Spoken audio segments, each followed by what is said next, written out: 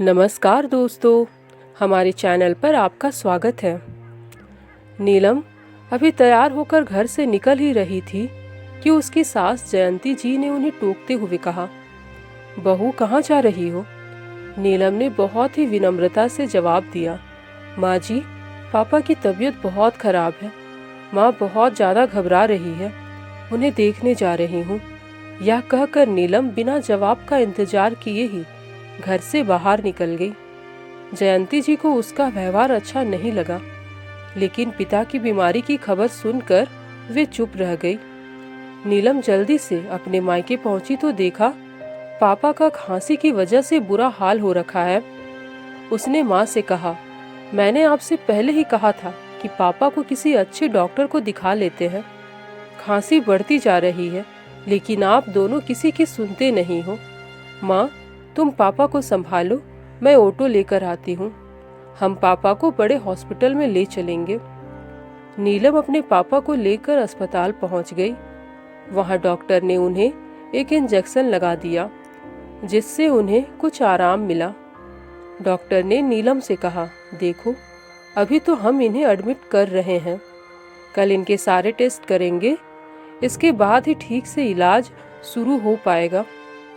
नीलम अपने पापा को एडमिट कराकर घर पहुंची तो उसका पति वरुण उसकी प्रतीक्षा कर रहे थे। नीलम जैसे ही घर पहुंची तो वरुण ने नीलम से पूछा, कैसे हैं तुम्हारे पापा? तुम तो उन्हें देखने गई थी, कितनी देर लगा दी। तुम्हें पता है ना, माँ से खाना नहीं बनता। दोपहर से सब भूखे बैठे हैं। कम से कम पापा को सोचती, अपने घर ही जाकर बैठ गई। यह सुनकर नीलम की आंखों से आंसू छलक उठे। उसने किसी तरह अपने आप को संभालते हुए कहा, पापा की तबीयत बहुत खराब थी, उन्हें हॉस्पिटल में एडमिट कराकर आ रही हूँ। आप सब बैठिए, अभी मैं 10 मिनट में आप सब के लिए खाना बना देती हूँ। यह सुनकर वरुण का गुस्सा कुछ शांत हुआ। उसने कहा, नहीं, रहने दो, खाना मैंने बाहर से ऑर्डर कर लिया है। तुम बस माँ के लिए 2 रोटी सेक देना, वे बाहर का नहीं खाती। लेकिन पहले तुम जाकर नहा लो, हॉस्पिटल से आई हो। नीलम को वरुण का उसकी केयर करना अच्छा लगा। वह जल्दी से नहाने गई। नहाकर उसने अपनी सास जयंती जी के लिए खाना बनाकर उन्हें परोस दिया। वह जल्दी जल्दी खाना बना रही थी, उसका मन पापा की ओर ही लगा था। पता नहीं अब कैसे होंगे, वह फोन करना चाह रही थी। सब काम जल्दी से निपटा कर वह छत पर चली गई। वहाँ उसने माँ को फ़ोन लगाया। माँ, अब कैसी तबीयत है पापा की? माँ ने कहा, बेटा, तेरे जाने के बाद तो इनकी तबीयत और ही ज़्यादा खराब हो गई थी। इनके खांसी के साथ खून भी आ रहा था। डॉक्टर ने तुरंत सारे टेस्ट कर लिए। सुबह तक रिपोर्ट आ जाएगी। मेरा मन तो बहुत ज़्यादा घबरा रहा है। तू अभी आ सकती है क्या? नीलम ने कहा, ठीक है माँ, मैं आती हूँ। तभी माँ ने कहा, अरे, मेरा दिमाग तो काम ही नहीं कर रहा। तू इतनी रात को कैसे आएगी भला? तू सुबह आ जाना और एक काम कर देना, मेरे पास चेकबुक है, सुबह 10,000 जमा करने हैं, तभी इलाज शुरू होगा।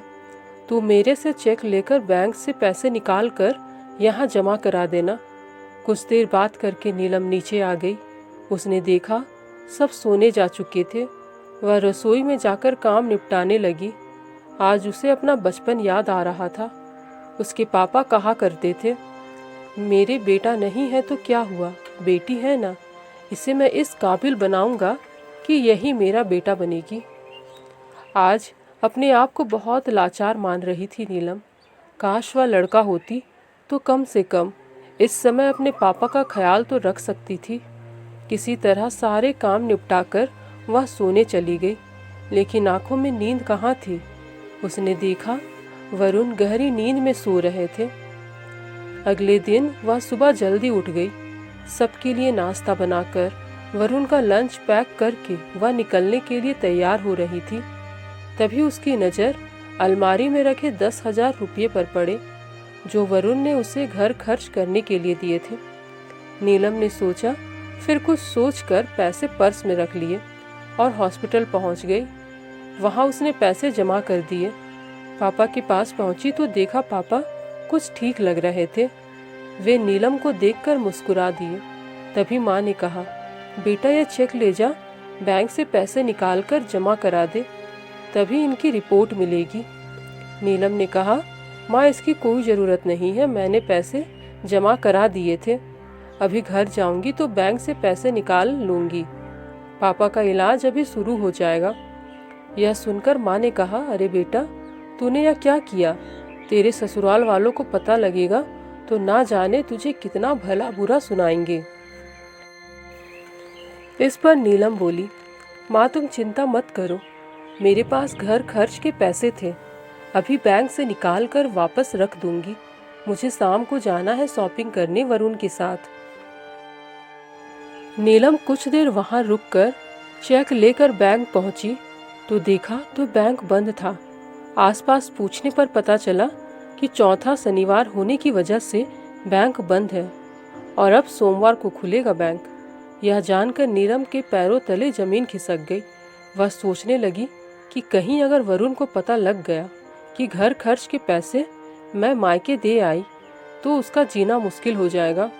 वह डरती घबराती घर पहुंची तो उसने देखा कि उसकी सास जयंती जी गुस्से में बैठी हुई है।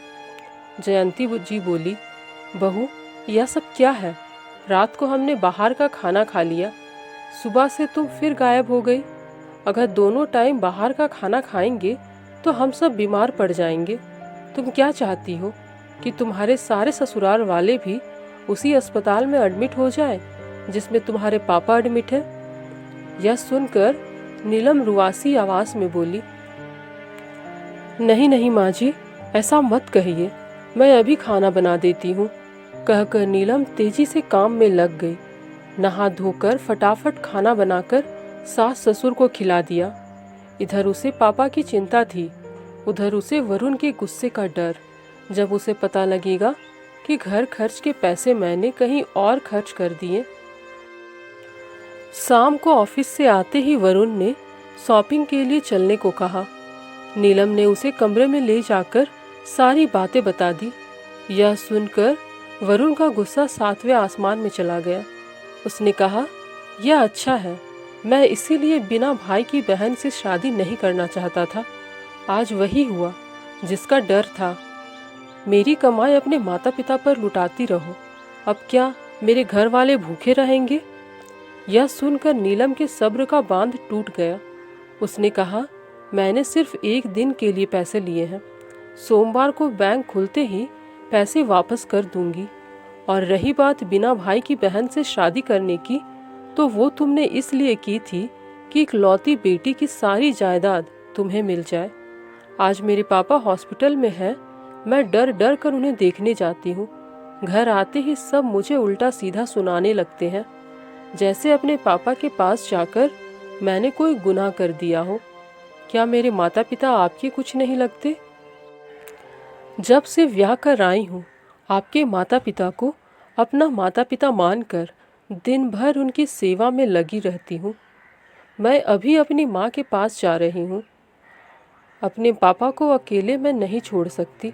सोमवार को तुम्हारे पैसे तुम्हें मिल जाएंगे। तब वरुण ने बड़े ही अहंकार में कहा, मैं भी देखता हूँ वे तुम्हें कब तक रखेंगे। अपने आप रोती हुई वापस आओगी तुम, मेरी बात ध्यान रखना। नीलम ने जवाब दिया, उसकी नौबत नहीं आएगी। मेरे पापा ने मुझे इतना काबिल बना दिया है कि मैं अपना और अपने माँ बाप का पालन पोषण अच्छे से कर सकती हूँ। तुम्हें मेरी चिंता करने की जरूरत नहीं। यह कहकर नीलम एक बैग में अपने कपड़े गहने लगाकर पीहर की ओर चल दी। आज उसे ऐसा लग रहा था जैसे वह बेटी होने की कैद से आज़ाद होकर पापा का बेटा बन गई है। अब वह केवल अपने माता पिता का सहारा बनेगी। अपने घर पहुंचकर उसने बैग रख दिया और सीधा अपने पापा के पास हॉस्पिटल पहुंच गई। माँ के पूछने पर उसने कुछ नहीं बताया।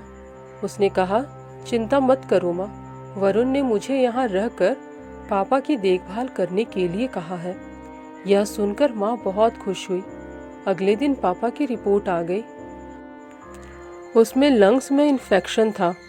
उसी समय उनका इलाज शुरू हो गया। सोमवार के दिन नीलम ने 10,000 रुपये अपने ससुराल भिजवा दिए। कुछ ही दिनों में उसके पापा ठीक होकर घर वापस आ गए। नीलम ने इसी बीच एक अच्छी नौकरी ढूंढ ली थी। जब उसके पापा ठीक होकर घर आए तो उसने सारी बातें उन्हें बता दी। पापा ने कहा, बेटा, हम अपना ध्यान रख लेंगे, तू वरुण से बात करके वापस लौट जा। नीलम बोली, पापा, मैंने घर आपकी वजह से नहीं, अपने आत्म सम्मान के कारण छोड़ा है। अब मैं बेटा बनकर आपकी सेवा करूंगी, आप परेशान ना हो। दोस्तों, आपको क्या लगता है, नीलम का यह निर्णय सही है या गलत? आपको हमारी यह कहानी कैसी लगी हमें कमेंट्स में ज़रूर बताएं। साथ ही हमारे चैनल को लाइक, शेयर, सब्सक्राइब करना ना भूलें। धन्यवाद।